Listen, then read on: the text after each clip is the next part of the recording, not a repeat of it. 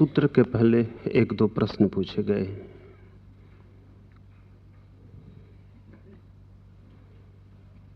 मैंने परसों कहा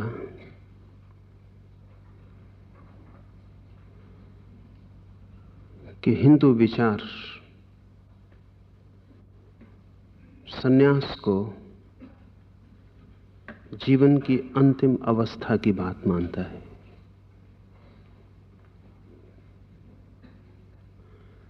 किन्हीं मित्र को इसे सुन के अड़चन हुई होगी। मैं निकलता था बाहर, तब उन्होंने पूछा कि हिंदू शास्त्रों में तो जगह जगह ऐसे वचन भरे पड़े हैं कि जब शक्ति हो तभी साधना कर लेनी चाहिए। चलते में रास्ते में उनसे ज्यादा नहीं कहा जा सकता था। मैंने उनसे इतना ही कहा कि ऐसे वचन अगर आपको पता हो तो उनका आचरण शुरू कर देना चाहिए।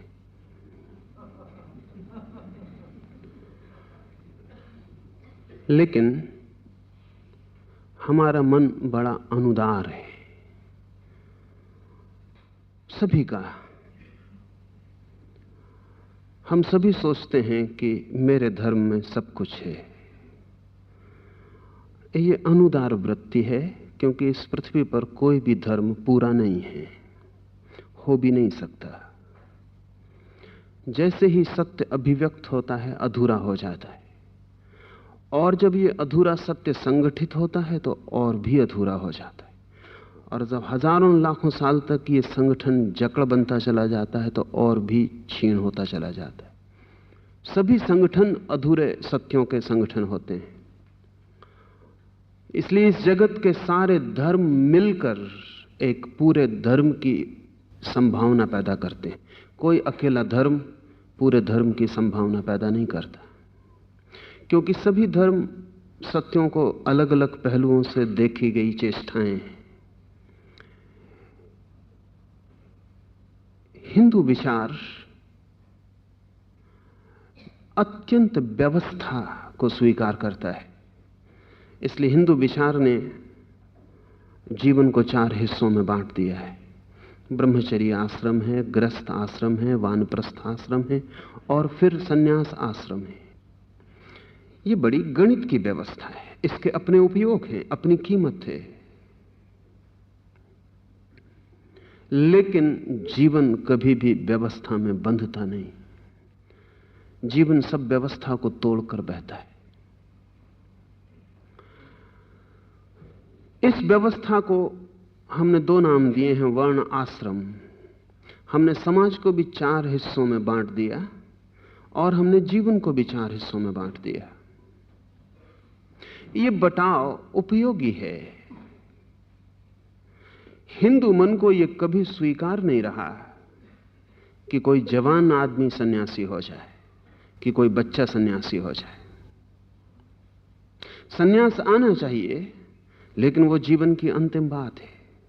इसका अपना उपयोग है, इसका अपना अर्थ है, क्योंकि हिंदू ऐसा मानता रहा है कि सन्यास इतनी बड़ी घटना है कि सारे जीवन के अनुभव के बाद ही खिल सकती है। इसका अपना उपयोग है। लेकिन महावीर और बुद्ध ने एक क्रांति खड़ी की इस व्यवस्था में, और वो क्रांति ये थी कि सन्यास का फूल कभी भी खिल सकता है। कोई वृद्धावस्था तक रुकने की जरूरत नहीं है। न केवल इतना, बल्कि महावीर ने कहा कि जब युवा है चित्त और जब शक्ति से भरा है शरीर, तभी जो भोग में बहती है ऊर्जा, वो अगर योग की तरफ बहे तो सन्यास का फूल खिल सकता है। ये एक दूसरे पहलू से देखने की चेष्टा है। इसका भी अपना मूल्य है। इसमें बहुत फर्क है और कारण है फर्कों के। इसे हम थोड़ा समझ लें। हिंदू विचार ब्राह्मण की व्यवस्था है। ब्राह्मण का अर्थ होता है गणित, तर्क, योजना, नियम, व्यवस्था।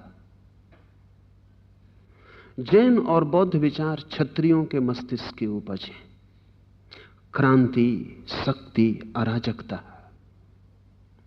जैनियों के 24 तीर्थंकर क्षत्रिय हैं, बुद्ध क्षत्रिय हैं। बुद्ध के पिछले सारे जन्मों की जो और भी कथाएं हैं वे भी क्षत्रिय की ही हैं। बुद्ध ने जिन और बुद्धों की बात की है वे भी क्षत्रिय हैं। क्षत्रिय के सोचने का ढंग ऊर्जा पर निर्भर होता है, शक्ति पर। ब्राह्मण के सोचने का ढंग अनुभव पर, गणित पर, विचार पर, मनन पर निर्भर होता है। इसलिए ब्राह्मण एक व्यवस्था देता है, क्षत्रिय अराजक होगा। शक्ति सदा अराजक होती है, इसलिए जवान अराजक होते हैं, बूढ़े अराजक नहीं होते। जवान क्रांतिकारी होते हैं, बूढ़े क्रांतिकारी नहीं होते। अनुभव उनकी सारी क्रांति की नौकों को झाड़ देता है। जवान गैर अनुभवी होता है, गैर अनुभवी होता है, शक्ति से भरा होता है, उसके सोचने के ढंग अलग होते हैं। फिर ऐतिहासिज्ञ कहते हैं, और ठीक कहते हैं, कि भारत की ये जो वर्ण व्यवस्था थी जिसमें ब्राह्मण सबसे ऊपर था, उसके बाद क्षत्रिय था, वैश्य था, शूद्र था, निश्चित ही जब भी बगावत होती है किसी विचार, किसी तंत्र के प्रति, तो जो निकटतम होता है, नंबर 2 पर होता है, वही बगावत करता है। नंबर 3 और 4 के लोग बगावत नहीं कर सकते। इतना फासला होता है कि बगावत का कारण भी नहीं होता। इसलिए ब्राह्मणों के खिलाफ जो पहली बगावत हो सकती थी वो क्षत्रियों से ही हो सकती थी। वे बिल्कुल निकट थे, दूसरी सीढ़ी पर खड़े थे, उनको आशा बनती थी कि वो धक्का देकर पहली सीढ़ी पर हो सकते हैं। शूद्र बगावत नहीं कर सकता था, वो बहुत दूर था, बहुत सीढ़ियां पार करनी थी। वैश्य बगावत नहीं कर सकता था। एक बड़े मजे की बात है, मनुष्य के ऐतिहासिक उत्क्रम में ब्राह्मणों के प्रति पहली बगावत क्षत्रियों से आई। ब्राह्मणों को सत्ता से उतार दिया क्षत्रियों ने, लेकिन आपको पता है कि क्षत्रियों को फिर वैश्यों ने सत्ता से उतार दिया, और अब वैश्यों को शूद्र सत्ता से उतार रहे हैं। हमेशा निकटतम होती है क्रांति, जो नीचे है वो आसान्वित हो जाता है कि अब मैं निकट हूं सत्ता के, अब धक्का दिया जा सकता है। बहुत दूर इतना फासला होता है कि आशा और आश्वासन भी नहीं बंधता है। जैन और बौद्ध क्षत्रिय मस्तिष्क की उपज है। क्षत्रिय जवानी पर भरोसा करता है, शक्ति पर। शक्ति ही सब कुछ है। इसके सब आयामों में प्रयोग हुए, सब आयामों में। महावीर ने इसका ही प्रयोग साधना में किया, और महावीर ने कहा कि जब ऊर्जा अपने शिखर पर है तभी उसका रूपांतरण कर लेना उचित है, क्योंकि रूपांतरण करने के लिए भी शक्ति की जरूरत है। और जब शक्ति क्षीण हो जाएगी तो कई दफा धोखा भी पैदा होता है। जैसे बूढ़ा आदमी सोच सकता है कि मैं ब्रह्मचर्य को उपलब्ध हो गया। असमर्थता ब्रह्मचर्य नहीं है। अगर ब्रह्मचर्य को उपलब्ध कोई होता है तो युवा होकर ही हो सकता है, क्योंकि तभी कसौटी है, तभी परीक्षा है। वृद्ध होकर ब्रह्मचारी होना मजबूरी हो जाती है, साधन खो जाते हैं।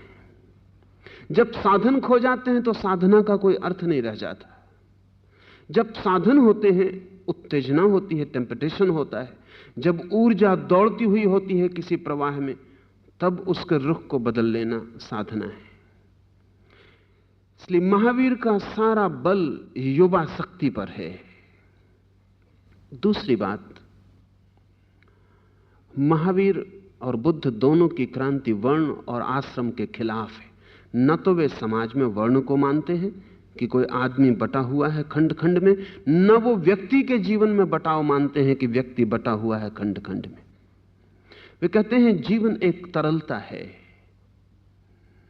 और किसी को वृद्धावस्था में अगर सन्यास का फूल खिला है तो इसे समाज का नियम बनाने की कोई भी जरूरत नहीं। किसी को जवानी में भी खिल सकता है, किसी को बचपन में भी खिल सकता है।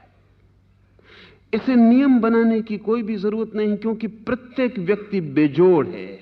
इसे थोड़ा समझ लें। हिंदू चिंतन मान के चलता है कि सभी व्यक्ति जैसे एक जैसे हैं, इसलिए बांटा जा सकता है। जैन और बौद्ध चिंतन मानता है कि व्यक्ति बेजोड़ है, बांटे नहीं जा सकते। हर आदमी बस अपने जैसा ही है, इसलिए कोई नियम लागू नहीं हो सकता। उस आदमी को अपना नियम खुद ही खोजना पड़ेगा, और इसलिए कोई व्यवस्था ऊपर से नहीं बिठाई जा सकती। न तो हम समाज को बांट सकते हैं कि कौन शूद्र है, और कौन ब्राह्मण है, क्योंकि महावीर जगह जगह कहते हैं कि मैं उसे ब्राह्मण कहता हूं जो ब्रह्म को पाले। उसको ब्राह्मण नहीं कहता जो ब्राह्मण घर में पैदा हो जाए। मैं उसे शूद्र कहता हूं जो शरीर की सेवा में ही लगा रहे। उसे शूद्र नहीं कहता जो शूद्र के घर पैदा हो जाए। जो शरीर की ही सेवा में और श्रृंगार में लगा रहता है 24 घंटे, वो शूद्र है।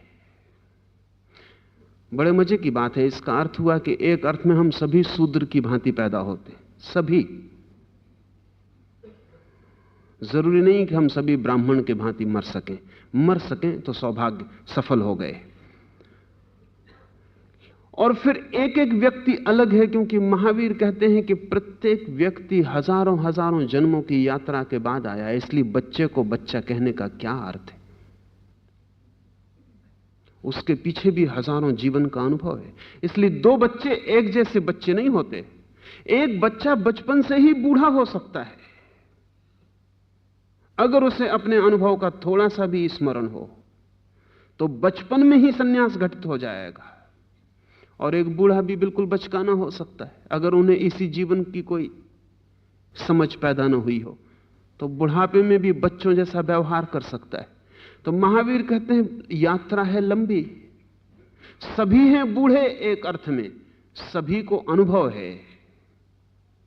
इसलिए जब ऊर्जा ज्यादा हो तब इस अनंत अनंत जीवन के अनुभव का उपयोग करके जीवन को रूपांतरित कर लेना चाहिए। लेकिन इसका यह मतलब नहीं कि हिंदू परिवारों में युवा सन्यासी नहीं हुए, लेकिन वे अपवाद हैं।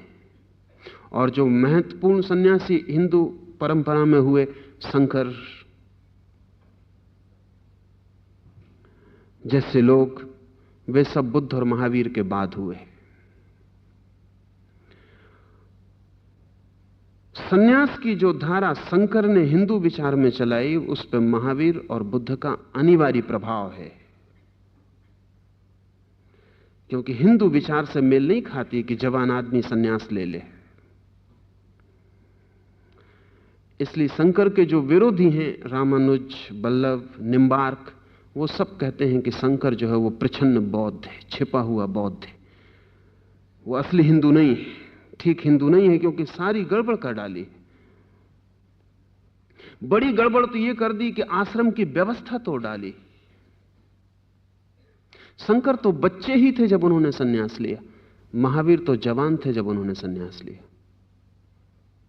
शंकर तो बिल्कुल बच्चे थे, 33 साल में तो उनकी मृत्यु ही हो गई।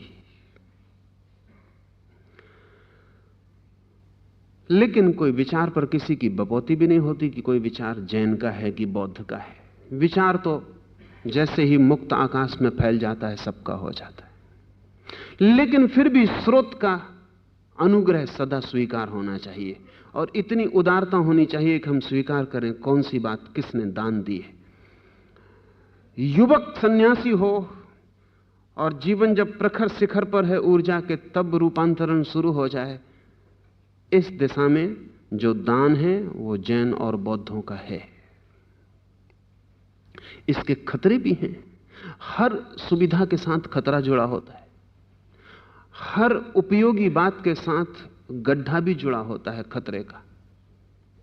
निश्चित ही जब युवा व्यक्ति सन्यास लेंगे तो सन्यास में खतरे बढ़ जाएंगे। जब बूढ़ा आदमी सन्यास लेगा, सन्यास में खतरे नहीं होंगे। बूढ़े को सन्यासी होना मुश्किल है, लेकिन अगर बूढ़ा सन्यासी होगा तो खतरे बिल्कुल नहीं है। इसलिए महावीर को अतिशय नियम निर्मित करने पड़े, क्योंकि जब युवा सन्यासी होंगे तो खतरे निश्चित बढ़ जाने वाले। युवक और युवतियां जब सन्यासी होंगे और उनकी वासना प्रबल वेग में होगी, तब खतरे बहुत बढ़ जाने वाले। इसलिए एक बहुत पूरी की पूरी आयोजना करनी पड़ी नियमों की कि ये खतरे काटे जा सकें। इसलिए जैन विचार कई दफा बहुत सप्रेसिव, बहुत दमनकारी मालूम होता है। वो है नहीं। दमनकारी इसलिए मालूम होता है कि एक एक चीज पर अंकुश लगाना पड़ा है, क्योंकि इतनी बढ़ती हुई उद्दाम वासना है।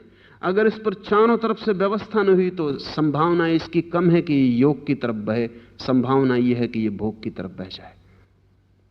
इसलिए हिंदू विचार आज के युग को ज्यादा अपील करेगा, क्योंकि उसमें इतना नियम का जोर नहीं है। क्योंकि वृद्ध अगर सन्यासी होगा तो उसका वृद्ध होना ही, उसकी समझ ही नियम बन जाएगी। उस पर बहुत अतिशय चारों तरफ बाड़ लगाने की जरूरत नहीं है,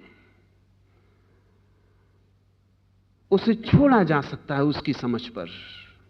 उससे कहने की जरूरत नहीं है कि ऐसा मत करना, ऐसा मत करना, ऐसा मत करना। हजार नियम बनाने की जरूरत नहीं है। बुद्ध से आनंद पूछता है कि स्त्रियों की तरफ देखना कि नहीं, तो बुद्ध कहते हैं कभी नहीं देखना। आनंद पूछता है और अगर मजबूरी में अनायास आकस्मिक स्त्री दिखाई ही पड़ जाए तो बुद्ध कहते हैं बोलना मत। आनंद कहता है ऐसी हालत हो, स्त्री बीमार हो या कोई ऐसी स्थिति बन जाए कि बोलना ही पड़े, तो बुद्ध कहते हैं होश रखना कि किससे बोल रहे हो। ऐसा विचार हिंदू चिंतन में कहीं भी खोजे ना मिलेगा, कहीं भी खोजे ना मिलेगा। लेकिन उसका कारण है ये युवकों को दिया गया संदेश है। हिंदू चिंतन ने तो क्रमबद्ध व्यवस्था की है।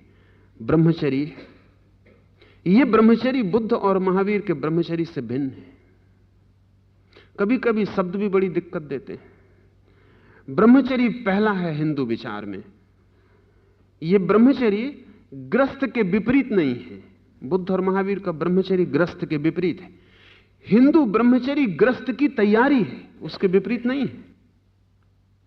युवक को ब्रह्मचारी होना चाहिए, इसलिए नहीं कि वो योग में चला जाए, बल्कि इसलिए कि शक्ति संग्रहित हो, इकट्ठी हो, तो भोग की पूरी गहराई में उतर जाए। ये बड़ा अलग मामला है। इसलिए ब्रह्मचर्य पहले 25 वर्ष तक युवक ब्रह्मचारी हो, इसलिए नहीं कि योग में चला जाए, अभी योग बहुत दूर है, बल्कि इसलिए कि ठीक से भोग में चला जाए। क्योंकि हिंदू मानता यह है कि अगर ठीक से कोई भोग में चला जाए तो भोग से छुटकारा हो जाता। जिस चीज को भी हम ठीक से जान लेते हैं वो व्यर्थ हो जाती है। अगर ठीक से न जान पाए तो वो पीछा करती है। अगर बुढ़ापे में भी आपको काम वासना पीछा करती हो तो उसका मतलब ही यह है कि आप काम वासना जान ना पाए,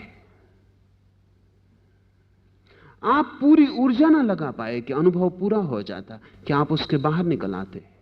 जब अनुभव पूरा होता है हम उसके बाहर हो जाते, जब अधूरा होता है हम अटके रह जाते। तो ब्रह्मचर्य इसलिए कि शक्ति पूरी इकट्ठी हो जाए और प्रबल वेग से आदमी ग्रस्त में प्रवेश कर सके, वासना में प्रवेश कर सके, प्रबल वेग से। 25 वर्ष 50 वर्ष तक वो वासना के जीवन में पूरी तरह डूबा रहे, पूरी तरह समग्रता से। यही उसे बाहर निकालने का कारण बनने लगेगा। और तब 25 वर्ष तक वो जंगल की तरफ मुंह कर ले, वानप्रस्थ हो जाए, रहे घर में, अभी जंगल चला ना जाए। क्योंकि एकदम से घर और जंगल जाने में हिंदू विचार को लगता है छलांग हो जाएगी, क्रमिक ना होगा। और जो आदमी एकदम घर से जंगल में चला गया वो घर को जंगल में ले जाएगा, उसके मस्तिष्क में जंगल बाहर होगा, घर में मस्तिष्क में घर आ जाएगा।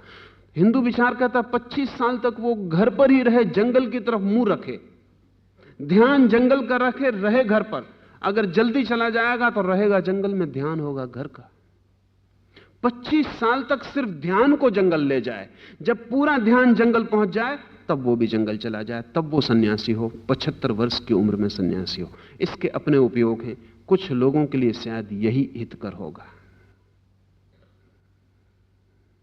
लेकिन हम हैं बेईमान। हम हर सत्य से अपने हिसाब की बातें निकाल लेते हैं। हम सोचेंगे ठीक ये हमारे लिए बिल्कुल उपयोगी जस्ता है, इसलिए नहीं कि ये आपके लिए उपयोगी है, बल्कि सिर्फ इसलिए कि इसमें पोस्टपोन, स्थगन करने की सुविधा है। न बचेंगे 75 साल के बाद और न ये झंझट होगी, और घर में ही रहेंगे। रहा वानप्रस्थ, वन की तरफ मुंह रखने की बात, सो वो भीतरी बात है, किसी को उसका पता चलेगा नहीं। अपने को धोखा हम किसी भी चीज से दे सकते हैं। फिर महावीर कि सारी जो साधना प्रक्रिया है वो हिंदू साधना प्रक्रिया से अलग है, और इसलिए महावीर की साधना प्रक्रिया का ही उपयोग करना पड़ेगा अगर जवान सन्यासी हो तो, क्योंकि तब ऊर्जा के प्रबल वेग को रूपांतरित करने की क्रियाओं का उपयोग करना पड़ेगा। बूढ़ा सौम्यता से सन्यास में प्रवेश करता है, जवान तूफान आंधी की तरह सन्यास में प्रवेश करता है। इन सब की प्रक्रियाएं अलग हैं। एक बात लेकिन तय है कि महावीर और बुद्ध ने युवा जीवन ऊर्जा को सन्यास में बदलने की जो कीमिया है उसके पहले सूत्र निर्मित किए। वो हिंदू विचार की देन नहीं है। और अगर हिंदू सन्यासी पीछे युवक सन्यास भी लिए और युवा सन्यास के आंदोलन भी चलाए शंकराचार्य ने, तो उन पर अनिवार्य रूप से महावीर और बुद्ध की छाप है। इतना अनुदार नहीं होना चाहिए कि सभी कुछ हमसे ही निकले। परमात्मा सब तरफ है और परमात्मा हजार आवाजों में बोला है और सब आवाजें परिपूरक हैं। किसी ना किसी दिन हम उस सारभूत धर्म को खोज लेंगे जो सब धर्मों में अलग अलग पहलुओं से छिपा है। उस दिन ऐसा कहने की जरूरत ना होगी कि हिंदू धर्म, जैन धर्म, बौद्ध धर्म, ऐसा ही कहने की बात रह जाएगी। धर्म की तरफ जाने वाला जैन रास्ता, धर्म की तरफ जाने वाला बौद्ध रास्ता, धर्म की तरफ जाने वाला हिंदू रास्ता, वे सब रास्ते हैं और धर्म की तरफ जाते हैं। इसलिए हम अपने मुल्क में उनको संप्रदाय कहते थे, धर्म नहीं, कहना भी नहीं चाहिए। धर्म तो एक ही हो सकता है, संप्रदाय अनेक हो सकते हैं। संप्रदाय का अर्थ है मार्ग, धर्म का अर्थ है मंजिल। एक और मित्र ने पूछा है कि अधर्म का आचरण मनुष्य इसलिए करता है कि मैं सामान्य नहीं हूं, विशेष हूं, उसके अहंकार को पुष्टि मिलती है। क्रोध से दूर रहने का, अस्तित्व जैसा है वैसा स्वीकार करने का, साधना करने का मैं भी यथाशक्ति प्रयत्न करता हूं। इन कार्यों में आनंद भी मिलता है। हो सकता है उसमें अहंकार की पुष्टि भी होती हो। अहंकार को विलीन करने की प्रक्रिया में भिन्न प्रकार का अहंकार भी समर्थित हो जाता है। सामान्य मनुष्य अहंकार के सिवा और है क्या?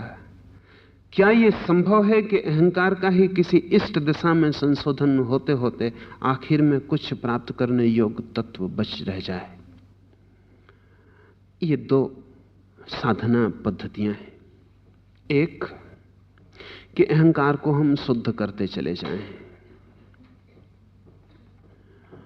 क्योंकि जब अहंकार शुद्धतम हो जाता है तो बचता नहीं। शुद्ध होते होते होते होते ही विलीन हो जाता है। एक इसके सारे मार्ग अलग हैं कि हम अहंकार को कैसे शुद्ध करते चले जाएं।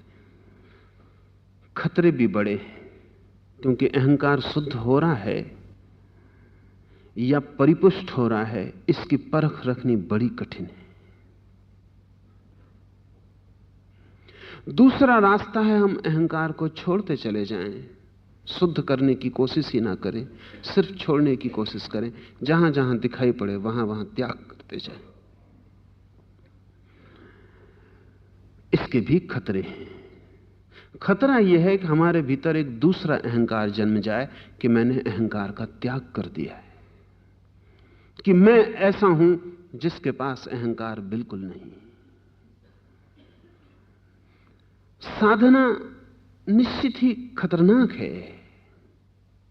जब भी आदमी किसी दिशा में बढ़ता है तो भटकने के डर भी निश्चित हो जाते हैं, और कोई रास्ता ऐसा बंधा हुआ रास्ता नहीं है कि सुनिश्चित हो कि आप जाएं और मंजिल पे पहुंच ही जाएं, क्योंकि इस अज्ञात के लोक में आपके चलने से ही रास्ता निर्मित होता है। रास्ता पहले से निर्मित हो तब तो आसानी हो जाए।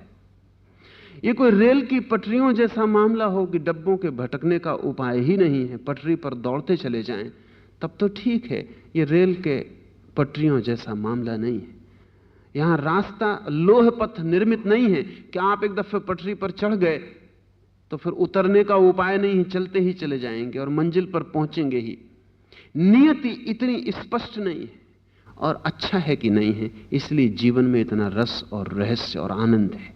अगर रेल की पटरियों की तरह आप परमात्मा पर पहुंच जाते हो तो परमात्मा भी एक व्यर्थता हो जाएगी। खोजना पड़ता है। सत्य की खोज, परमात्मा की खोज मूलतः पथ की खोज है। और पथ भी अगर निर्मित हो बहुत से तो भी आसान हो जाए कि हम आ को चुने, बा को चुने, सा को चुने, एक दफा तय कर लें और फिर चल पड़े। पथ की खोज पथ का निर्माण भी है। आदमी चलता है और चल के ही रास्ता बनाता है, इसलिए खतरे हैं, इसलिए भटकने के सदा उपाय हैं। पर अगर सचेतना हो तो सभी विधियों से जाया जा सकता है। अगर अप्रमाद हो, अगर होश हो, जागरूकता हो, तो कोई भी विधि का उपयोग किया जा सकता है। और अगर होश ना हो तो सभी विधियां खतरे में ले जाएंगी। इसलिए एक तत्व अनिवार्य है, रास्ता कोई हो, मार्ग कोई हो, विधि कोई हो, होश, अवेयरनेस अनिवार्य है। अगर आप अहंकार को शुद्ध करने में लगे हैं तो अहंकार के शुद्ध करने का क्या अर्थ होता है? पापी का अहंकार होता है कि मुझसे बड़ा डाकू कोई भी नहीं, यह भी एक अहंकार है। साधु का अहंकार होता है कि मुझसे बड़ा साधु कोई भी नहीं। पापी का अहंकार कहें कि काला अहंकार है, साधु का अहंकार कहें कि शुभ्र अहंकार है। लेकिन अगर साधु को होश ना हो, डाकू को तो होगा ही नहीं होश, नहीं तो डाकू होना मुश्किल है। साधु को अगर होश ना हो और यह बात मन को ऐसा ही रस देने लगे कि मुझसे बड़ा साधु कोई नहीं, जैसा कि डाकू को देती है कि मुझसे बड़ा डाकू कोई नहीं, तो यह भी काला अहंकार हो गया, यह भी अशुद्ध हो गया। मुझसे बड़ा साधु कोई नहीं, इसमें अगर साधुता पर जोर हो और होश रखा जाए तो अहंकार शुद्ध होगा। इसमें मुझसे बड़ा, इस पर जोर रखा जाए तो अहंकार अशुद्ध होगा। मुझसे बड़ा साधु कोई नहीं, इस भाव में साधुता ही महत्वपूर्ण हो और मुझे यह भी पता चलता रहे कि जब तक मुझे यह लग रहा है कि मुझसे बड़ा कोई नहीं, तब तक मेरी साधुता में थोड़ी कमजोरी है। क्योंकि साधु को यह भी पता चलना कि मैं बड़ा हूं असाधु का लक्षण है। कोई मुझसे छोटा है तो यह हिंसा है।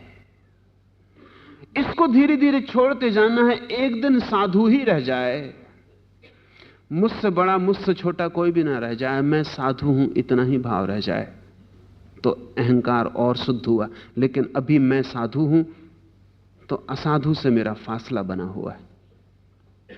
अभी असाधु के प्रति मैं सदै नहीं हूं, अभी असाधु मुझे अस्वीकार है, अभी कहीं गहरे में असाधु के प्रति निंदा है, कंडेमनेशन है।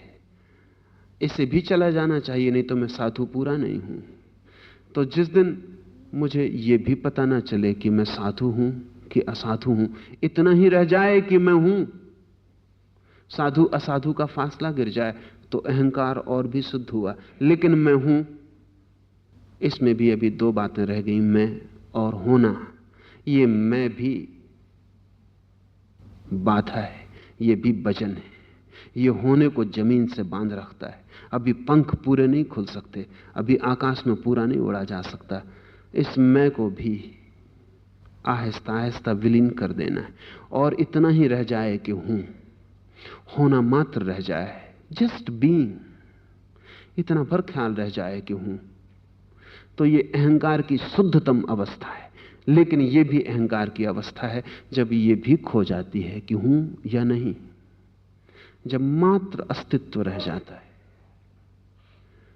तब अहंकार से हम आत्मा में छलांग लगा गए। ये शुद्ध करने की बात हुई, लेकिन शुद्ध करने में भी छोड़ते तो जाना ही होगा और एक होश सदा रखना होगा कि जो भी मेरा भाव है उस भाव में आधा हिस्सा गलत होगा, आधा हिस्सा सही होगा। तो 50% जो गलत है वो मैं 50% सही के लिए कुर्बान करता रहूं और करता चला जाऊं जब तक कि एक ही ना बच जाए। लेकिन एक जब बचता है तब भी अहंकार की आखिरी रेखा बच गई, क्योंकि एक का भी दो से फासला तो होता है। जब एक भी ना बचे, जब अद्वैत भी ना बचे, जब अद्वैत भी खो जाए, जब हम ऐसे हो जाएं जैसे फूल हैं, जैसे पत्थर हैं, जैसे आकाश हैं लेकिन इसका भी कोई पता नहीं कि हैं, जब इतनी सरलता हो जाए भीतर कि दूसरे का सारा बोध खो जाए, तब छलांग आत्मा में लगी। ये तो शुद्ध करने का उपाय है। लेकिन खतरे हैं, क्योंकि जोर अगर हमने गलत पर दिया तो शुद्ध होने की बजाय अशुद्ध होता चला जाएगा। और जब अशुद्धि शुद्धता के रूप में आती है तो बड़ी प्रीतिकर होती है। जंजीरें अगर आभूषण बन के आए तो बड़ी प्रीतिकर होती हैं, और कारागृह भी अगर स्वर्ण का बना हो, हीरे मोतियों से सजा हो, तो मंदिर मालूम हो सकता है। दूसरा उपाय है कि हम प्रतिपल जहां भी मैं का भाव उठे, जहां भी, उसे उसी क्षण छोड़ दें। मेरा मकान, तो हम सिर्फ मकान पर ध्यान रखें और मेरा को उसी क्षण छोड़ दें, क्योंकि कोई मकान मेरा नहीं है, हो भी नहीं सकता। मैं नहीं था तब भी मकान था, मैं नहीं रहूंगा तब भी मकान होगा। मैं केवल एक यात्री हूं एक विश्रामालय में, थोड़ी क्षण को और विदा हो जाने को। ये मेरा मैं जहां भी जुड़े तत्काल उसे वहीं तोड़ देना है। मेरी पत्नी, मेरा पुत्र, मेरा धन, मेरा नाम, मेरा वंश, जहां भी ये मेरा जुड़े उसे तत्काल तोड़ देना, उसे जुड़ने ही नहीं देना। शुद्ध करने की कोशिश ही नहीं करनी, उसे जुड़ने नहीं देना है, उसे छोड़ते ही चले जाना है। मेरा धर्म, मेरा मंदिर, मेरा शास्त्र, जहां भी मेरा जुड़े उसे तोड़ते जाना है। फिर मेरा शरीर, मेरा मन, मेरी आत्मा, जहां भी मेरा जुड़े उसे तोड़ते चले जाना है। अगर ये मेरा टूट जाए सब जगह से और एक दिन आपको लगे मेरा कुछ भी नहीं, मैं भी मेरा नहीं, उस दिन छलांग हो जाएगी। लेकिन रास्ता अपना अपना चुन लेना पड़ता है। क्या आपको प्रीतिकर लगेगा? प्रतिपल तोड़ते जाना प्रीतिकर लगेगा या प्रतिपल शुद्ध करते जाना प्रीतिकर लगेगा? श्रेष्ठतर मेरा बनाना उचित लगेगा कि मेरे को जड़ से ही तोड़ देना उचित लगेगा? इसकी जांच भी अत्यंत कठिन है। इसीलिए साधना में गुरु का इतना मूल्य हो गया। इसकी जांच अति कठिन है कि आपके लिए क्या ठीक होगा। अक्सर तो यह होता है कि जो आपके लिए गलत होगा वो आपको ठीक लगेगा। यह कठिनाई है। जो गलत होगा आपके लिए वो आपको तत्काल ठीक लगेगा, क्योंकि आप गलत हैं। गलत आपको आकर्षित करेगा तत्काल। जो आपको आकर्षित करे जरूरी मत समझ लेना कि आपके लिए ठीक है। होश पूर्वक प्रयोग करना पड़े। होश पूर्वक जो आप कहते हैं कि ये मेरे लिए ठीक है, 100 में 99 मौके तो ये हैं कि वो आपके लिए गलत होगा, क्योंकि आप गलत हैं और आपके आकर्षण अभी गलत होंगे। इसलिए गुरु की जरूरत पड़ी ताकि शिष्य अपनी आत्महत्या न कर ले। शिष्य आत्महत्याएं करते हैं, और कई बार तो बहुत मजा होता है। शिष्य गुरु को भी जाके बताते कि मेरे लिए क्या उचित है, आप ऐसा करवाइए, ये मेरे लिए उचित है। वो खुद ही अनुचित हैं। वो जो भी चुनेंगे वो अनुचित होगा, उचित नहीं हो सकता। और जो उचित है वो उन्हें विपरीत मालूम पड़ेगा कि ये तो विपरीत है, ये मुझसे ना हो सकेगा।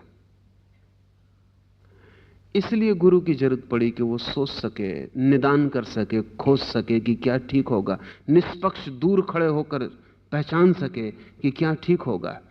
आप खुद ही उलझे हुए हैं, आप पहचान ना सकेंगे। आप खुद ही बीमार हैं, अपनी बीमारी का निदान करना जरा मुश्किल हो जाता है, क्योंकि मन बीमारी की वजह से बेचैन होता है। मन जल्दी ठीक होने के लिए अधैर्य से भरा होता है। मन किसी भी तरह बीमारी इसी वक्त समाप्त हो जाए, इसमें ज्यादा उत्सुक होता है बीमारी क्या है, इसकी शांति से परीक्षा की जाए, इसमें उत्सुक नहीं होता। इसलिए बीमार अपना निदान नहीं कर पाता है। लेकिन बिना गुरु के भी चला जा सकता है। तब एक ही रास्ता है, ट्रायल एंड एरर। एक ही रास्ता है कि भूल करें और सुधार करें, प्रयोग करें, जो आपको ठीक लगे उस पर प्रयोग करें। एक वर्ष तय कर लें कि इस पर प्रयोग करता ही रहूंगा, फिर इसके परिणाम देखें, वे दुखद हैं, अप्रीतिकर हैं, अहंकार को घना करते हैं, दूसरा प्रयोग करें, छोड़ दें।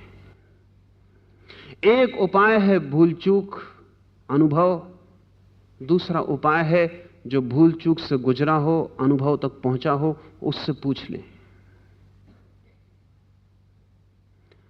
दोनों की सुविधाएं हैं, दोनों के खतरे हैं। अब सूत्र, सदा अप्रमादी, सावधान रहते हुए असत्य को त्याग कर हितकारी सत्य वचन ही बोलने चाहिए। इस प्रकार का सत्य बोलना सदा बड़ा कठिन है। बड़ी शर्तें महावीर ने सत्य में लगाई हैं। सत्य बोलना चाहिए, इतना महावीर कह सकते थे, इतना नहीं कहा। महावीर परत परत चीजों को उखाड़ने में अति कुशल हैं। इतना काफी था कि सत्य वचन बोलना चाहिए, इससे ज्यादा और क्या जोड़ने की जरूरत है। लेकिन महावीर आदमी को भली भांति जानते हैं, और आदमी इतना उपद्रवी है कि सत्य बोलना चाहिए इसका दुरुपयोग कर सकता है। इसलिए बहुत सी शर्तें लगाई। सदा अप्रमादी, होश पूर्वक सत्य बोलना चाहिए। कई बार आप सत्य बोलते हैं सिर्फ दूसरे को चोट पहुंचाने के लिए। असत्य ही बुरा होता है ऐसा नहीं, सत्य भी बुरा होता है बुरे आदमी के हाथ में।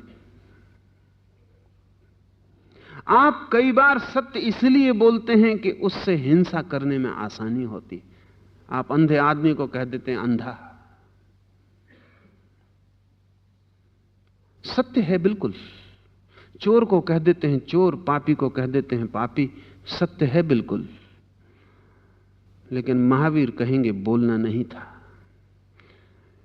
क्योंकि जब आप किसी को चोर कह रहे हैं तो वस्तुतः आप उसकी चोरी की तरफ इंगित करना चाहते हैं, या चोर कह के उसे अपमानित करना चाहते हैं। वस्तुतः आपको प्रयोजन है सत्य बोलने से या एक आदमी को अपमानित करने से। वस्तुतः जब आप किसी को चोर कहते हैं तो आपको पक्का है कि वो चोर है, या आपको मजा आ रहा है किसी को चोर कहने में, क्योंकि जब भी हम किसी को चोर कहते हैं तो भीतर लगता है हम चोर नहीं हैं। वो जो रस मिल रहा है वो सत्य का रस है, वो सत्य का रस नहीं है। इसलिए महावीर कहते हैं सदा अप्रमादी। पहली शर्त होश पूर्वक सत्य बोलना। बेहोशी में बोला गया सत्य असत्य से भी बदतर हो सकता है।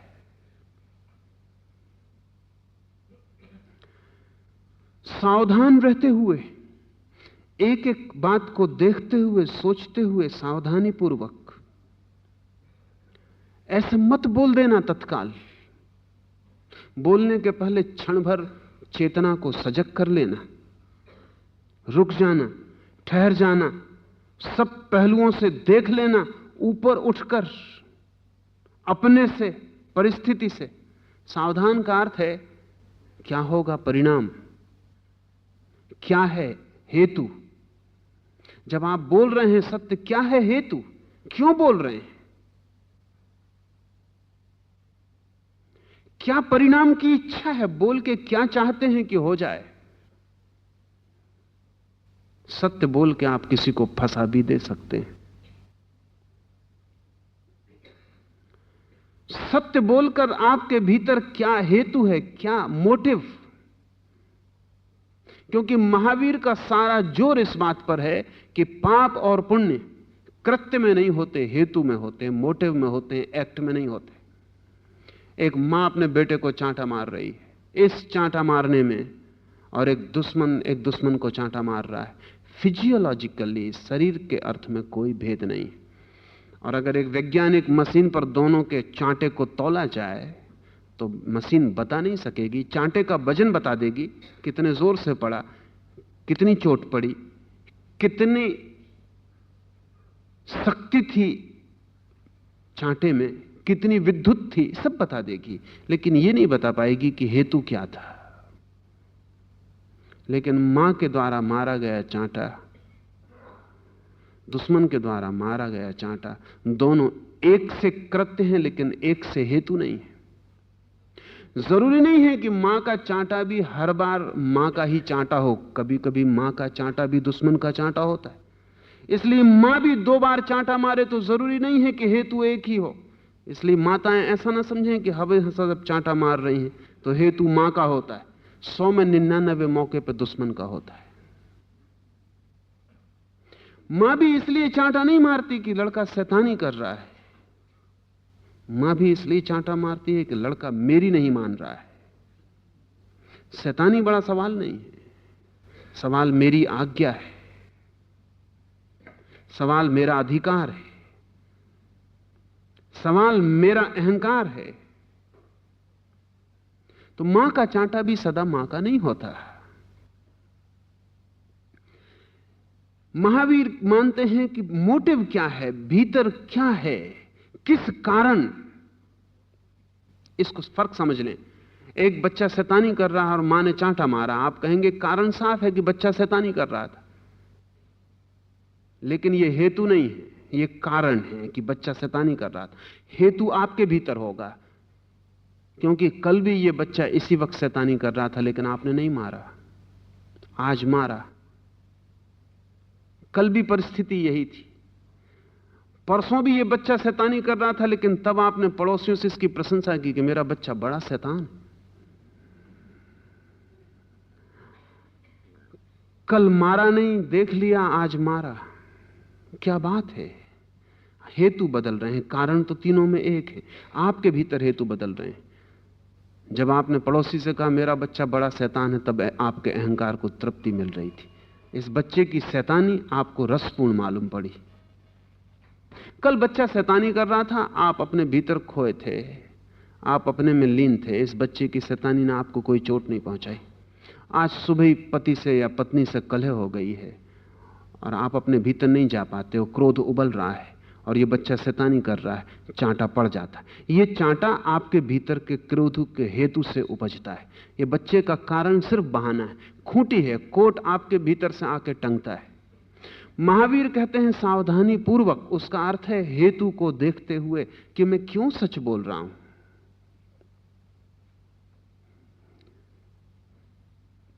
सावधान रहते हुए असत्य को त्याग कर हितकारी सत्य वचन ही बोलने चाहिए। सावधान रहें और जो भी असत्य मालूम पड़े उसे त्याग दें। कोई भी मूल्य हो, महावीर मूल्य नहीं मानते। साधक के लिए एक ही मूल्य है, उसकी आत्मा का निर्माण, सृजन। कोई भी कीमत हो, अप्रमाद से सावधानी पूर्वक हेतु की परीक्षा करके जो भी असत्य है उसे तत्काल छोड़ दें। यह नेगेटिव बात हुई, नकारात्मक असत्य को छोड़ दें। और इसके बाद वो कहते हैं हितकारी सत्य वचन ही बोलें। अभी सत्य वचन में फिर एक शर्त है, वो ये कि वो दूसरे के हित में हो। आपके भीतर कोई हेतु ना हो बुरा, ये भी काफी नहीं है, क्योंकि मेरे भीतर कोई हेतु बुरा ना हो फिर भी आपका अहित हो जाए।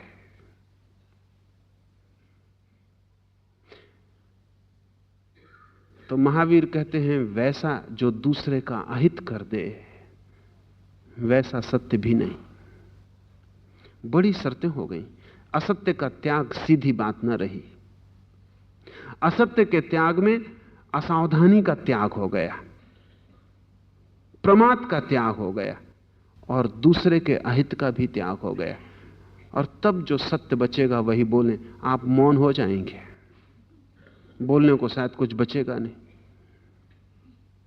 महावीर 12 वर्ष तक मौन रहे इस साधना में, न बोलेंगे वो। आप कहेंगे हद हो गई, अगर सत्य भी बोलना हो तो भी बोलने को बहुत बातें हैं। आप गलती में। अगर महावीर जैसी निकस कसौटी आपके पास हो तो मौन हो जाना पड़ेगा, क्योंकि असत्य बहुत प्रकार के हैं। पहले तो असत्य ऐसे हैं जिनको आप सत्य माने हुए बैठे हैं, जो सत्य है नहीं। और अगर आपके समाज ने भी उनको माना है तो आपको पता ही नहीं चलता कि ये असत्य है। आप कहते हैं ईश्वर है, आपको पता है। महावीर नहीं बोलेंगे, वो कहेंगे ये मेरे लिए असत्य है, मुझे पता नहीं। लेकिन जिस समाज में आप पैदा हुए हैं, अगर ये असत्य कि ईश्वर है, असत्य इसलिए नहीं कि ईश्वर नहीं है, असत्य इसलिए कि बिना जाने इसे मानना असत्य है।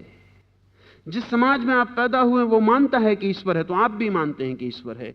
आपने फिर कभी लौट के सोचा ही नहीं कि है भी।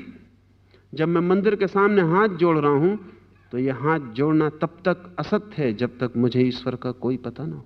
महावीर मंदिर के सामने हाथ ना जोड़ेंगे, क्योंकि महावीर कहते हैं सामूहिक असत्य है, कलेक्टिव अनट्रुथ्स। जो पूरा समूह बोलता है तो आपको पता ही नहीं चलता, बल्कि पता ही तब चलता है जब समूह में कोई बगावती पैदा हो जाता, वो कहता कहां है ईश्वर, तब आपको क्रोध आता है। अगर आपके पास सत्य है तो उसे दिखा देना चाहिए, क्रोध का कोई कारण नहीं। लेकिन जब कोई पूछता है कहां है ईश्वर, तो आप दिखाने को उत्सुक नहीं होते, उसके मारने को उत्सुक हो जाते। ये आपकी वृत्ति बताती है, क्योंकि क्रोध सदा असत्य से पैदा होता है, सत्य से पैदा नहीं होता। अगर ईश्वर है तो दिखा दो, इस गरीब ने कुछ गलत नहीं पूछा है, एक जिज्ञासा की है। लेकिन नास्तिक को हम सदा मारने को उत्सुक होते हैं। इसका मतलब है कि आस्तिकता झूठी है, होकस पोकस है, उसमें कुछ जान नहीं है, ऊपरी ढांचा है। जरा ही कोई उंगली डाल देता है तो भीतर खलबली मच जाती। आप मानते हैं कि आपके भीतर आत्मा है, आपको पता है, कभी मुलाकात हुई? छोड़ो ईश्वर बड़े दूर है, भीतर आत्मा बिल्कुल पास है। वो कहते हैं हृदय से भी करीब। मोहम्मद कहते हैं कि गले की फड़कती नस से भी करीब। इसका आपको पता है? ये भी किताब में पढ़ा है। बड़ा मजेदार है। रामकृष्ण के पास एक दिन एक आदमी आया। रामकृष्ण ने कहा कि सुना कि पड़ोस में तुम्हारा मकान गिर गया। उसने कहा मैंने सुबह का अखबार अभी देखा नहीं, जरा जाता हूं देखता हूं। पड़ोसी का मकान गिरे तो भी अखबार में ही पता चलता। मगर ये भी ठीक है, क्योंकि पड़ोस अब कोई छोटी बात नहीं है, बड़ी बात है। और पड़ोस पुराने गांव से भी बड़ी बात है। नहीं पता चला होगा, लेकिन आपको आपकी आत्मा का पता भी अखबार में पढ़ने से चलता है कि है कि नहीं है। अखबार में एक लेख निकल जाए कि आत्मा नहीं, तो आपको भी शक आ जाता है। किताब में पढ़ने की आत्मा है, आपको भरोसा आ जाता है। लोग पूछते फिरते हैं आत्मा है,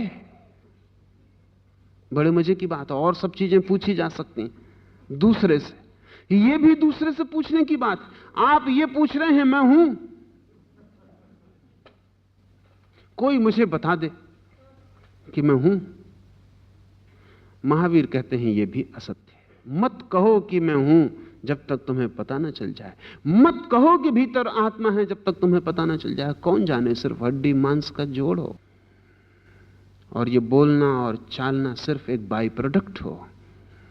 जैसे कि चार्वाक ने कहा है कि पान में हम 5 चीजें मिला लेते हैं, फिर ओंठों पे लाली आ जाती। वो लाली बाई प्रोडक्ट है, क्योंकि उन 5 चीजों को अलग अलग मुंह में ले जाएं तो लाली नहीं आती। 5 को मिला दें तो 5 के मिलने से लाली पैदा हो जाती है। लेकिन लाली कोई अलग चीज नहीं, 5 का दान है। 5 को अलग कर लें, लाली खो जाती। 5 को अलग करके आप ये नहीं कह सकते कि लाली अब कहीं है, छिप गई, अदृश्य हो गई, सिर्फ खो जाती। तो चार्वाक ने कहा कि शरीर भी 5 तत्वों का जोड़ है। इसमें जो आत्मा दिखाई पड़ती है वो बाई प्रोडक्ट है, उप उत्पत्ति है, वो कोई तत्व नहीं है। तत्व तो 5 हैं, उनके जोड़ से, उनके संयोग से आत्मा दिखाई पड़ती। 5 तत्वों को अलग कर लें, आत्मा बचती नहीं, खो जाती, समाप्त हो जाती। तो महावीर कहते हैं कौन जाने चार्वाक सच हो। तो मत झूठ मत बोलें कि मैं आत्मा हूं, कि मैं अमर हूं, ये मत बोलें। मत कहें कि पुनर्जन्म है जब तक जान ना लें। मत कहें कि पीछे जन्म थे जब तक जान ना लें। मत कहें कि पुण्य का फल सदा ठीक होता है। मत कहें कि पाप सदा दुख में ले जाता है, जब तक जान ना ले। अगर सत्य की ऐसी बात हो तो चुप हो जाना पड़े। सामूहिक असत्य है, फिर रोजमर्रा के काम चलाऊ असत्य हैं जिनको हम कभी सोचते नहीं कि असत्य हैं। रास्ते पर एक आदमी मिला, पूछते हैं कैसे हैं, कहते हैं बड़े मजे में। कभी नहीं सोचते कि क्या कहा, बड़े मजे में। एक दफा फिर से सोचें, बड़े मजे में। कहीं कोई भीतर समर्थन ना मिलेगा। लेकिन जब कोई पूछता है रास्ते पर कैसे हैं, तो कहते हैं बड़े मजे में। और जब कहते हैं बड़े मजे में तो पैर की चाल बदल जाती, टाई वगैरह ठीक करके चलने लगते हैं। ऐसा भी लगता भी है कि बड़े मजे में, दूसरे से कहने में ऐसा लगता भी है। चार लोग पूछ लें तो दिल खुश हो जाता, कोई ना पूछे दिल उदास हो जाता। जब कोई आदमी कहता है हे हल्लो, भीतर गुदगुदी हो जाती। लगता भी है उस क्षण में कि जिंदगी बड़े मजे में जा रही है। हम दूसरे से ही कह रहे हो ऐसा नहीं है, इसलिए ये काम चलाऊ असत्य है, ये उपयोगी है। एक दूसरे को हम ऐसे सहारा देते रहते हैं उसके झूठों में। महावीर कहते हैं काम चलाऊ असत्य भी नहीं,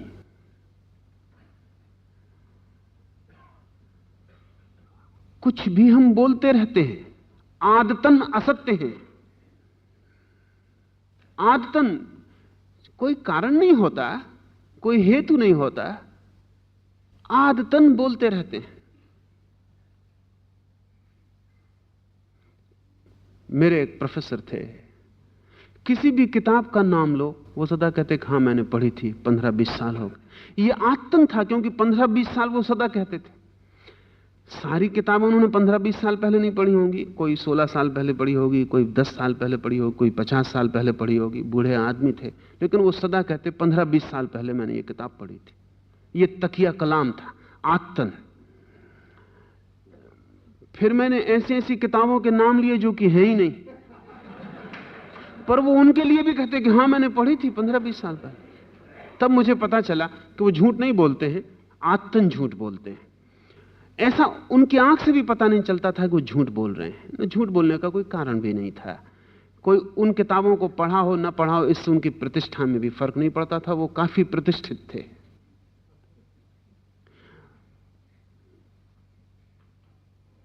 एक दिन मैंने उनको जाके कहा कि ये किताब तो है ही नहीं जिसको आपने 15-20 साल पढ़ा। ना तो ये कोई लेखक है, ना ये कोई किताब है।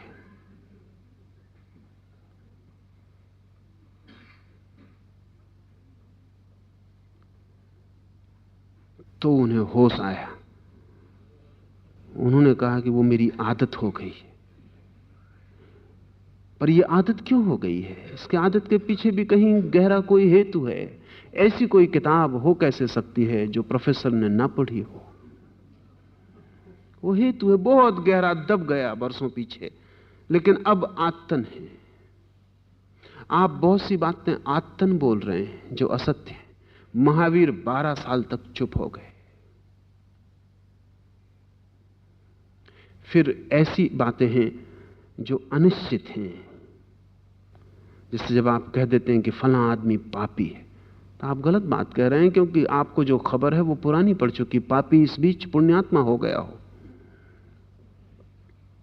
क्योंकि पापी कोई ठहरी हुई बात नहीं है। जो आज सुबह पापी था सांझ साधु हो सकता है, और जो आज सुबह परम साधु था सांझ पापी हो सकता है। जिंदगी तरल है, लेकिन शब्द फिक्स्ड होते हैं।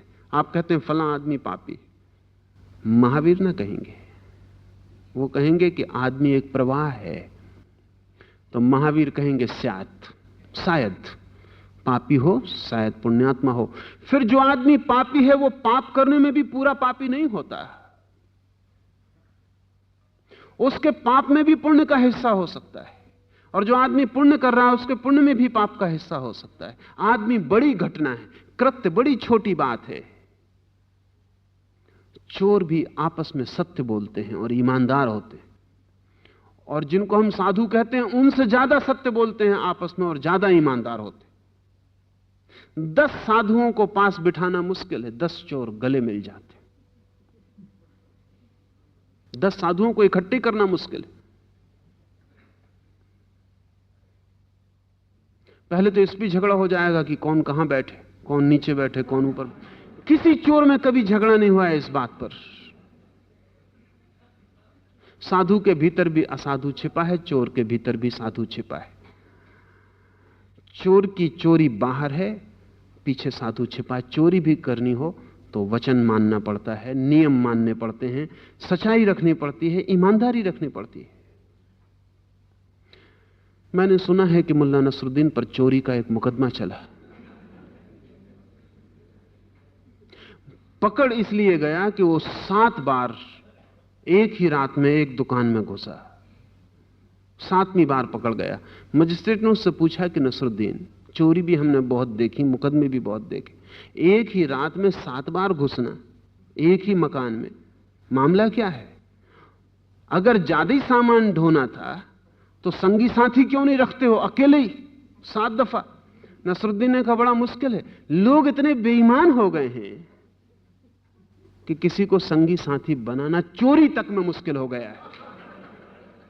एक और दुकान थी कपड़े की, जो भी चुरा के ले गया पत्नी ने कहा नापसंद, फिर वापस। रात भर कपड़े धोता रहा, उसमें ही फंसा। और लोग इतने बेईमान हो गए हैं कि अकेली ही चोरी करनी पड़ती, किसी का भरोसा नहीं किया जा सकता। चोरी तक में।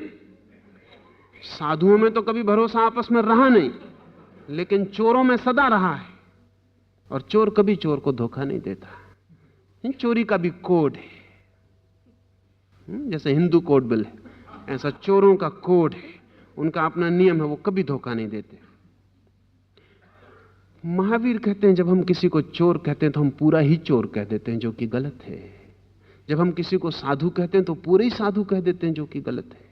जीवन मिश्रण है, सभी चीजें मिली जुली हैं। मत कहो, बड़ा मुश्किल है। फिर क्या बोलिएगा, क्या बोलिएगा? एक आदमी कहता है सुबह सूरज निकला है, बड़ा सुंदर है। यह सत्य है? मुश्किल है कहना, क्योंकि यह सत्य निजी सत्य है, और एक का निजी सत्य दूसरे का निजी सत्य ना हो। जिसका बच्चा आज सुबह मर गया है, सूरज आज उसे सुंदर नहीं मालूम पड़ेगा। तो सूरज सुंदर है, यह निजी सत्य है, ये एब्सोल्यूट सत्य नहीं है। जिसका बच्चा मर गया वो रो रहा है और आज वो चाहता है कि सूरज उगे ही ना। अब कभी सूरज ना उगे, अब दिन कभी हो ही ना, अब अंधेरा ही छा जाए और सब रात ही हो जाए। अब ये सूरज उसे दुश्मन की तरह मालूम होगा जब सुबह उगेगा। ये सुंदर नहीं हो सकता। सूरज कब सुंदर होता है? जब आपके भीतर सूरज को सुंदर बनाने की कोई घटना घटती। सूरज असुंदर हो जाता जब आपके भीतर सूरज को अंधेरा करने की कोई घटना घट जाती। आप अपने को ही फैलाकर जगत में देखते रहते हैं, तो जो आप देखते हैं वो निजी सत्य हैं, प्राइवेट ट्रुथ्स। और सत्य कभी निजी नहीं होता। असत्य निजी होते हैं, सत्य तो सार्वजनीन होता है, यूनिवर्सल होता है, सार्वभौम होता है। इसलिए महावीर कहेंगे शायद सूरज सुंदर है। कभी ना कहेंगे कि सूरज सुंदर है, कहेंगे शायद, परहैप्स। क्यों? महावीर एक वचन में भी ऐसा ना कहेंगे कभी कि ऐसा है, वो ऐसा कहेंगे हो सकता है। वो ये भी कहेंगे इससे विपरीत भी हो सकता है। ये सूरज हजारों लाखों लोगों के लिए निकला है। कोई दुखी होगा, सूरज असुंदर होगा। कोई सुखी होगा, सूरज सुंदर होगा। कोई चिंतित होगा, सूरज दिखाई ही नहीं पड़ेगा। कोई कविता से भरा होगा, सूरज पूरा जीवन और आत्मा बन जाएगी। कुछ कहा नहीं जा सकता, ये निजी सत्य है। महावीर 12 वर्ष तक चुप रह गए क्योंकि सत्य बोलना बहुत कठिन है। इसलिए महावीर कहते हैं इस प्रकार का सत्य बोलना सदा बड़ा कठिन है। ऐसा सत्य जो बोलना चाहता हो उसे लंबे मौन से गुजरना पड़ेगा, गहरे परीक्षण से गुजरना पड़ेगा, और तब महावीर ने बोला। इसलिए अगर जैन ये कहते हैं कि महावीर जैसी वाणी फिर नहीं बोली गई, तो उसका कारण है महावीर जैसा मौन भी कभी नहीं साधा गया। इसलिए महावीर जैसी वाणी भी फिर नहीं बोली गई। इतने मौन से, इतने परीक्षण से, इतनी कठिनाइयों से, इतनी कसौटियों से गुजार के जो आदमी बोलने को राजी हुआ, उसने जो वो बोला है वो बहुत गहरा और मूल्य का ही है, नहीं तो वो बोलता ही नहीं। श्रेष्ठ साधु पाप में निश्चयात्मक और दूसरों को दुख देने वाली वाणी न बोलें। श्रेष्ठ साधु पाप में निश्चयात्मक सर्टेन बातें न बोलें। ऐसा न कह दें कि वो आदमी चोर है। इतने निश्चयात्मक होना असत्य की तरफ ले जाता है। ये बड़ी अद्भुत बात है, ये थोड़ा सोच लेने जैसी बात है। हम तो कहेंगे कि सत्य निश्चय होता है, लेकिन महावीर कहते हैं सत्य इतना बड़ा है कि हमारे किसी निश्चित वाक्य में समाहित नहीं होता। जब हम कहते हैं फला आदमी पैदा हुआ, तब यह अधूरा सत्य है, क्योंकि उस आदमी ने मरना शुरू कर दिया। संत अगस्तीन ने लिखा है उसका बाप मर रहा है, मरण शैया पर पड़ा है, डॉक्टर इलाज कर रहे हैं, आखिर इलाज काम नहीं आया। एक दिन तो काम आता नहीं, कभी ना कभी डॉक्टर हारता है और मौत जीतती। वो लड़ाई हारने वाली ही है। डॉक्टर बीच बीच में कितना ही जीतता रहे, आखिर में हारेगा ही। उस लड़ाई में अंतिम जीत डॉक्टर के हाथ में नहीं, सदा मौत के हाथ में। इसलिए मामला ऐसा जैसे एक बिल्ली को आपने चूहा दे दिया, वो उससे खेल रही, वो छोड़ देती है क्योंकि छोड़ने में मजा आता, फिर पकड़ लेती, फिर छोड़ देती। उससे चूहा चौंकता है, भागता है, और बिल्ली निश्चिंत है क्योंकि अंत में वो पकड़ ही लेगी। ये सिर्फ खेल है। तो मौत आदमी के साथ ऐसी खेलती, कभी छोड़ देती, जरा बीमारी, ज्यादा बीमारी छोड़ दी, डॉक्टर बड़ा प्रसन्न, मरीज भी बड़ा प्रसन्न, और मौत सबसे ज्यादा प्रसन्न, क्योंकि ये खेल चलता है, क्योंकि जीत निश्चित है। इस खेल में कोई अड़चन नहीं है। कभी चूहा बिल्ली से चूक भी जाए, मौत से आदमी नहीं चूकता। डॉक्टर इकट्ठे हुए, सारे गांव के डॉक्टर इकट्ठे हो गए और उन्होंने कहा, now we are helpless, now nothing can be done, now this man can not recover. अब कुछ हो सकता नहीं, अब यह आदमी मरेगा ही। Now this man can not recover. Einstein ने अपने संस्मरणों में लिखा है कि उस दिन मुझे पता चला कि जो बात डॉक्टर मरते वक्त कहते हैं, ये तो जब बच्चा पैदा होता तभी कहना चाहिए, now this child can not recover. ये बच्चा जो पैदा हो गया अब नहीं बच सकता, उसी दिन कह देना चाहिए कि now this child can not recover. पैदा होने के बाद मौत से बच सकते, फिजूल इतने दिन रुकते हैं कहने के लिए कि now this can not recover. उसी दिन कह देना चाहिए। महावीर कहते हैं निश्चयात्मक मत होना। अगर सत्य होना है तो सत्य होने का मतलब ही यह है कि जीवन है अनंत पहलुओं वाला, और जब भी हम बोलते हैं एक पहलू जाहिर होता है, एक पहलू अनंत पहलुओं में से। अगर हम उस पहलू को इतने निश्चय से बोलते हैं कि ऐसा मालूम होने लगे यही पूर्ण सत्य है, तो असत्य हो गया। इसलिए महावीर ने सप्तभंगी निर्मित की, बोलने का 7 अंगों वाला ढंग। तो महावीर से आप एक सवाल पूछिए, वो 7 जवाब देते थे, क्योंकि वो कहते कि, और 7 जवाब सुनते सुनते आपकी बुद्धि चकरा जाए और फिर आपको एक भी जवाब समझ में ना आए, क्योंकि आप पूछ रहे हैं कि ये आदमी जिंदा है कि मर गया। अब ये साफ कहना चाहिए कि हां मर गया कि हां जिंदा है, इसमें 7 का क्या सवाल है। लेकिन महावीर कहते शायद मर गया, शायद जिंदा है, शायद दोनों है, शायद दोनों नहीं है। ऐसा वो 7 भंगियों में उत्तर देते, आपको कुछ समझ में ना पड़ता। लेकिन महावीर सत्य बोलने की अथक चेष्टा किए, ऐसी चेष्टा किसी आदमी ने पृथ्वी पर कभी नहीं की। लेकिन सत्य बोलने की चेष्टा अति जटिल मामला है। जब कहते हैं आप एक आदमी मर गया, जरूरी नहीं है मर गया हो, क्योंकि अभी इसके छाती पर मसाज की जा सकती है, अभी इसे ऑक्सीजन दी जा सकती है, अभी खून दौड़ाया जा सकता है, और हो सकता है ये जिंदा हो जाए। तो आपका कहना कि ये मर गया गलत था। रूस में पिछले महायुद्ध में कोई 20 लोगों पर प्रयोग किए गए, उसमें से 6 जिंदा हो गए, वो अभी भी जिंदा हैं। डॉक्टर ने लिख दिया था वो मर गए। मृत्यु भी कई हिस्सों में घटित होती है शरीर में। मृत्यु कोई एक इकहरी घटना नहीं है। जब आप मरते हैं तो पहले आपके जो बहुत जरूरी हिस्से हैं वो टूटते हैं, ऊपरी हिस्से टूट जाते हैं, जो आपको परिधि पर संभाले हुए, जो आपको शरीर से जोड़े हुए हैं वो हिस्से टूटते। लेकिन अभी आप मर नहीं गए, अभी आप जिलाए जा सकते हैं। अभी अगर हृदय दूसरा लगाया जा सके तो आप फिर जी उठेंगे, धड़कन फिर शुरू हो जाएगी।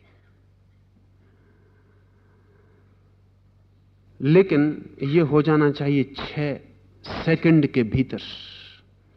अगर 6 सेकंड पार हो गए तो जो लोग भी हृदय के टूट जाने से मरते हैं, हार्ट फेल्योर से मरते हैं, वो 6 सेकंड के भीतर उनमें से बहुत से लोग पुनर्जीवित हो सकते हैं और इस सदी के बाद पुनर्जीवित हो जाएंगे। लेकिन 6 सेकंड के भीतर उनका हृदय बदल दिया जाना चाहिए। इसका तो इतने जल्दी उपाय हो नहीं सकता। इसका एक ही उपाय वैज्ञानिक सोचते हैं जो जल्दी कारगर हो जाएगा कि एक एक्स्ट्रा स्पेयर हृदय पहले से ही लगा रखना चाहिए और ये ऑटोमेटिक चेंज होना चाहिए। जैसे ही पहला हृदय बंद हो दूसरा धड़कना शुरू हो जाए तो ही 6 सेकंड के भीतर यह हो पाएगा, आदमी जिंदा रहेगा। लेकिन अगर 6 सेकंड से ज्यादा हो गया तो मस्तिष्क के गहरे तंतु टूट जाते हैं, उनको स्थापित करना मुश्किल है। और एक दफा वो टूट जाएं तो फिर हृदय भी नहीं धड़क सकता, क्योंकि वो भी मस्तिष्क की आज्ञा से ही धड़कता है, आपको पता हो आज्ञा का या ना पता हो। इसलिए अगर आदमी कोई पूरे मन से भाव कर ले मरने का तो इसी वक्त मर सकता है, या कोई जीवन की बिल्कुल आशा छोड़ दे इसी वक्त, तो मस्तिष्क अगर आशा छोड़ दे पूरी तो हृदय धड़कना बंद कर देगा, क्योंकि आज्ञा मिलनी बंद हो जाएगी। इसलिए आशावान लोग ज्यादा जी लेते हैं, निराशा लोग जल्दी मर जाते। ध्यान रखना, दुनिया में सहज मृत्युएं बहुत कम होती हैं। स्वाभाविक मृत्यु बड़ी मुश्किल घटना है। अधिक लोग आत्महत्या से मरते हैं, अधिक लोग। लेकिन जब कोई छुरा मारता है तो हमें दिखाई पड़ता है, और जब कोई निराशा मारता है भीतर तो हमें दिखाई नहीं पड़ता है। जब कोई जहर पी लेता है तो हमें दिखाई पड़ता है कि उसने आत्मघात कर लिया बेचारा। और आप भी आत्मघात से ही मरेंगे। 100 में 99 मौके पर आदमी आत्मघात से मरता है। पशु मरते हैं स्वाभाविक मृत्यु, आदमी नहीं मरता। मर नहीं सकता आदमी, क्योंकि उसका जीवन पर वो पूरे वक्त प्रभाव डाल रहा है। आशा, निराशा, जीना नहीं जीना, वो भीतर से प्रभावित कर रहा है। और जिस दिन मन पा पूरा राजी हो जाता है कि नहीं, उसी दिन हृदय की धड़कन बंद हो जाती। इसलिए अगर मस्तिष्क के तंतु टूट गए तो फिर मुश्किल है, अभी मुश्किल है। 100-200 साल में मुश्किल नहीं होगा, क्योंकि मस्तिष्क के तंतु भी रिप्लेस किसी न किसी दिन किए जा सकते हैं, कोई अड़चन नहीं है। तब आदमी जिंदा हो जाएगा। तो आदमी कम मरा हुआ है कब कहें? जब तक शरीर और आत्मा का संबंध नहीं टूट जाता तब तक आदमी मरा हुआ नहीं है। और यह संबंध कब टूटता है अभी तक तय नहीं हो सका। कहीं टूटता है, लेकिन कब टूटता है अभी तक तय नहीं हो सका। किसी गहरे क्षण में जाकर टूट जाता, फिर कुछ भी नहीं किया जा सकता। फिर मस्तिष्क बदल डालो, फिर हृदय बदल डालो, फिर सारा खून बदल डालो, फिर पूरा शरीर बदल डालो, तो भी वो लाश ही होगी। एक दफा शरीर और आत्मा का संबंध टूट जाए तो क्या शरीर और आत्मा का संबंध टूट जाए तब हमें कहना चाहिए कि आदमी मर गया? लेकिन तब भी ये बात अधूरी है, क्योंकि मरा कोई भी नहीं। शरीर सदा से मरा हुआ था, वो मरा हुआ है, और आत्मा सदा से अमर थी, वो अब भी अमर है। मरा कोई भी नहीं। तो कब हम कहें कि आदमी मर गया? ये मैंने एक उदाहरण के लिए लिया। महावीर कहेंगे स्यात्, निश्चयात्मक कुछ मत बोलना, एब्सोल्यूटिस्टिक कुछ मत बोलना। इसलिए महावीर शंकर को पसंद ना पड़े, बुद्ध को भी पसंद ना पड़े, हिंदुस्तान में बहुत कम विचारकों को पसंद पड़े, क्योंकि विचारक का मजा यह होता है कि कुछ निश्चित बात पता चल जाए, नहीं तो मजा ही खो जाता है। शंकर कहते हैं ब्रह्म है, महावीर कहेंगे स्यात्। शंकर कहेंगे माया है, महावीर कहेंगे स्यात्। चार्वाक कहता है आत्मा नहीं है, महावीर कहते हैं स्यात्। ईश्वर नहीं है, महावीर उससे भी कहेंगे स्यात्। वो कहते ये हैं कि हम जो भी बोल सकते हैं, जो भी कहा जा सकता है, वो सदा ही अंश होगा, और उस अंश को पूर्ण मान लेना असत्य है। इसलिए महावीर कहते हैं सभी दृष्टियां असत्य होती हैं। सभी दृष्टियां, सभी देखने के ढंग अधूरे होते हैं, इसलिए असत्य होते हैं। और पूर्ण देखने का कोई ढंग नहीं है, क्योंकि सभी ढंग अधूरे होंगे। मैं आपको कहीं से भी देखूं वो अधूरा होगा, कैसे भी देखूं वो अधूरा होगा। इसलिए महावीर कहते हैं पूर्ण को तो वही देख सकता है जो सब दृष्टियों से मुक्त हो गया हो। इसलिए महावीर के दर्शन का, सम्यक दर्शन का अर्थ है सब दृष्टियों से मुक्त हो जाना, एक ऐसी स्थिति में पहुंच जाना जहां कोई दृष्टि शेष नहीं रह जाती, देखने का कोई ढंग शेष नहीं रह जाता। तब आदमी पूर्ण सत्य को जानता है।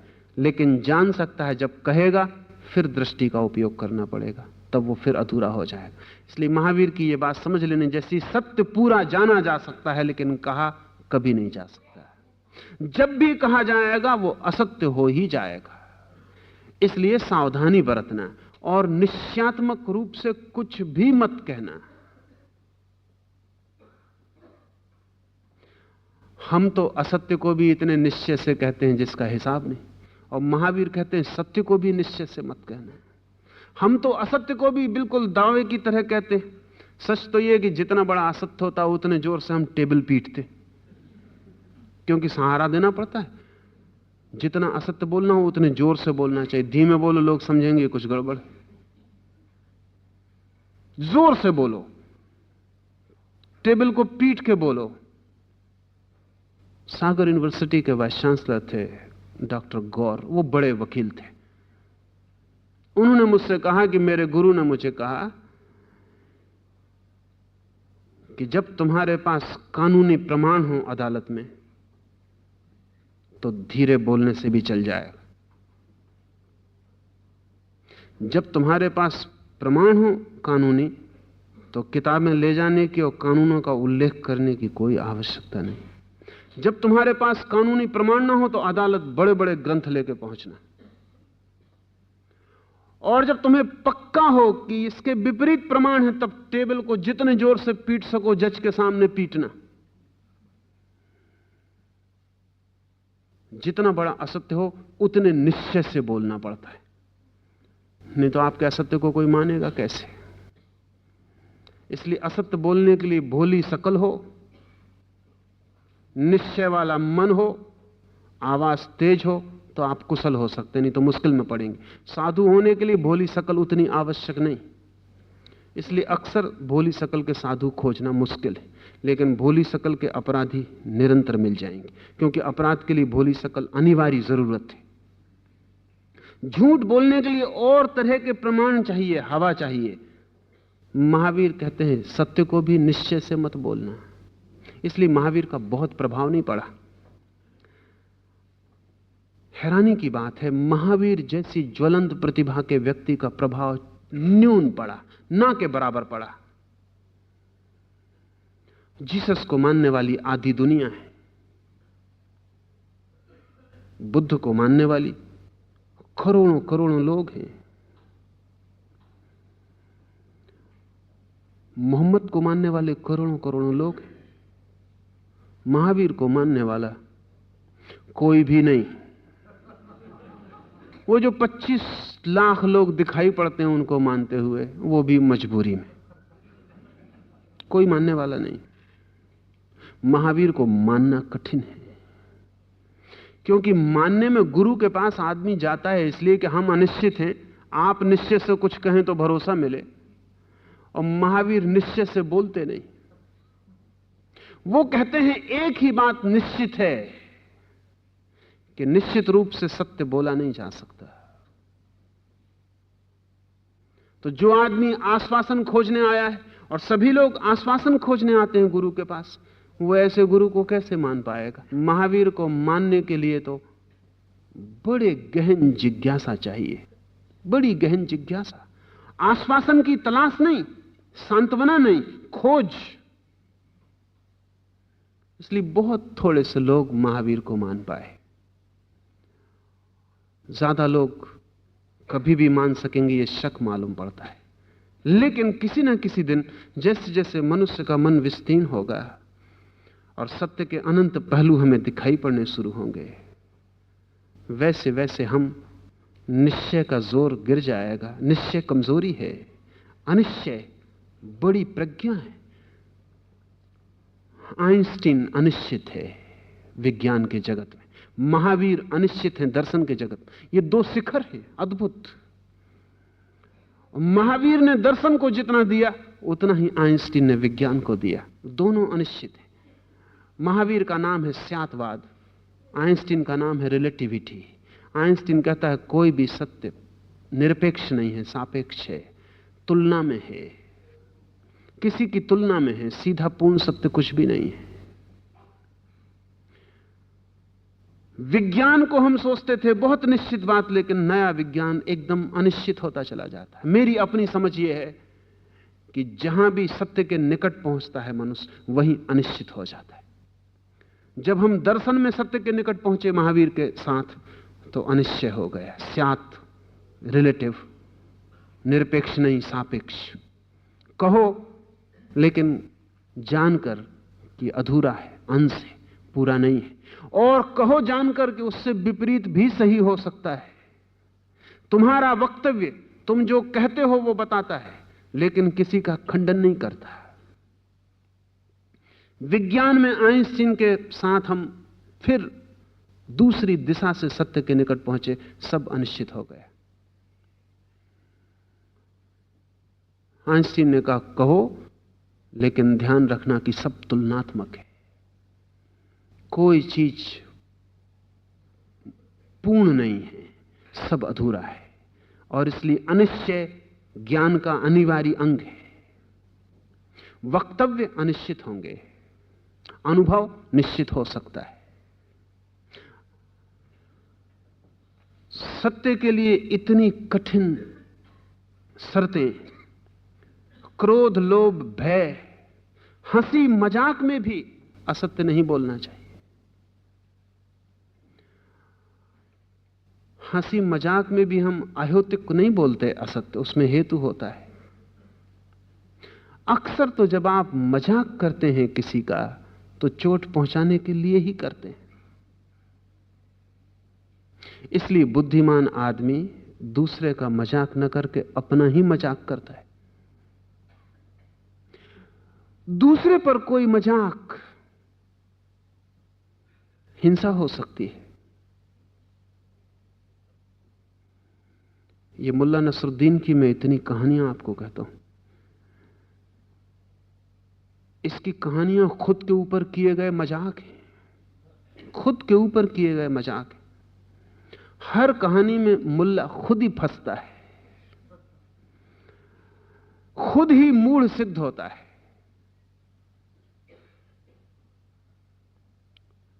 अपने पर हंस रहा है। नसरुद्दीन ने कहा है कि जो दूसरों पर हंसता है वो नासमझ, और जो अपने पे हंस सकता है वो समझदार है। हम मजाक भी करते हैं तो उसमें चोट है, आघात है किसी के लिए। फ्रायड ने मजाक पर बड़ी खोज की है। वो महावीर से राजी होता अगर उसको पता चलता कि महावीर ने कहा है कि मजाक में भी असत्य मत बोलना। फ्रायड ने कहा है कि तुम्हारी सब मजाकें तरकीबें हैं, तुम जो हिम्मत से सीधा नहीं बोल पाते वो तुम मजाक से बोलते हो। इसलिए कभी ख्याल किया आपने कि अगर आप जितनी जोक्स आपने सुनी हो उनमें 99% सेक्स से संबंधित क्यों होती, और जिस मजाक में काम वासना ना आ जाए उसमें कुछ मजाक जैसा भी मालूम नहीं पड़ता। क्यों? क्योंकि सेक्स के संबंध में हम सीधा नहीं बोल सकते, इसलिए मजाक से बोलते। वो झूठ है हमारा छिपाया हुआ, जो हम सीधा नहीं बोल सकते उसे हम गोल गोल घुमा घुमा के बोलते। कभी आपने ख्याल किया कि मजाक में आप किसको अपमानित करते हैं? समझ लें कि एक रास्ते पर एक राजनीतिक नेता एक केले के छिलके पर फिसल के गिर पड़े, तो आपको ज्यादा मजा आएगा बजाय एक मजदूर गिर पड़े तो। क्यों? क्योंकि राजनीतिक नेता को आप नीचे गिरा के देखने की बड़ी दिन से इच्छा रखे बैठे। एक मजदूर गिर पड़े तो दया भी आएगी कि बेचारा। एक राजनीतिक गिर पड़े तो दिल खुश हो जाएगा। केला छिलका वही है, गिरने की घटना वही है, लेकिन राजनीतिक नेता गिरता है तो इतना मजा क्यों आता है? बहुत दिन से चाहा था कि गिरे। जो हम न कर पाए वो केले के छिलके ने कर दिखाए, इसलिए दिल खुश हो जाता है। हमारी मजाक में भी हमारे हेतु हैं, हम जब हंसते हैं तब भी हमारे हेतु हैं। हम न तो अकारण हंस सकते हैं और न अकारण रो सकते हैं, सब जगह हेतु है। महावीर कहते हैं वहां भी खोजते रहना, सावधान रहना, मजाक में भी असत्य नहीं। आज इतना ही, रुकें 5 मिनट, कीर्तन करें।